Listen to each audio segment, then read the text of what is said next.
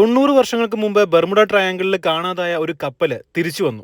1925 35 crew മെമ്പേഴ്സുമായി പോയ ഈ കപ്പല് യാതൊരു വിവരവും ബാക്കി വെക്കാതെ ബർമുഡ ട്രയാങ്കിളിൽ മറയുകയായിരുന്നു. SS കോട്ടാപാക്സി എന്നായിരുന്നു ആ കപ്പലിന്റെ പേര്. ഇതുപോലെ നിരവധി കപ്പലുകളും വിമാനങ്ങളും ഈ ബർമുഡ ട്രയാങ്കിളിൽ കാണാതായിട്ടുണ്ട്. ഒന്നും രണ്ടുമല്ല, 100 കണക്കിന് കപ്പലുകളും വിമാനങ്ങളുമാണ് ഇവിടെ കാണാതായത്. ഇതിന് പിന്നിൽ എന്താണ് സംഭവിക്കുന്നത് എന്നുള്ളത് ഇന്നും ദുരൂഹമായി തുടരുന്ന ഒരു കാര്യമാണ്.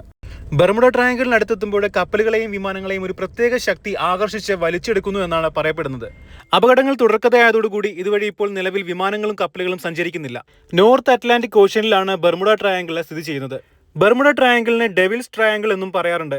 ഇവിടെ കാണാതായ പല കപ്പലുകളുടെയും വിമാനങ്ങളുടെയും അവശിഷ്ടങ്ങളെ നിലവിൽ ഇന്നും കണ്ടെത്താൻ സാധിച്ചിട്ടില്ല.